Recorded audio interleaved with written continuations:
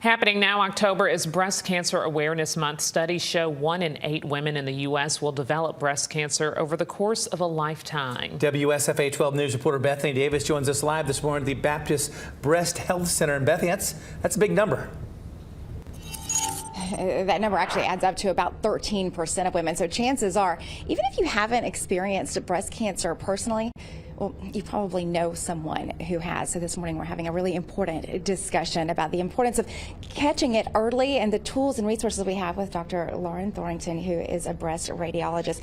Listen, according to the CDC, breast cancer is the second most common cancer among women. This is a disease that really doesn't discriminate.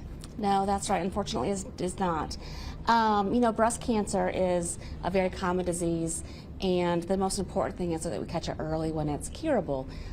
Breast cancer is always treatable, but we want to catch it when it's curable. Let's talk a little bit about catching it early, the tools and resources that are available, and what kind of a difference does it make to catch it early? Absolutely. We have the most recent and current technology here at Baptist. Mammograms for everybody at age 40.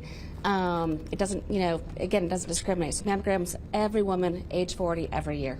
We know that those recommendations tend to change over time. Sometimes it's hard to keep up. What do we need to understand as women, particularly as we age, about those recommendations and how important it is to get those screenings? Well, there's a lot of misinformation out there about mammograms and their safety.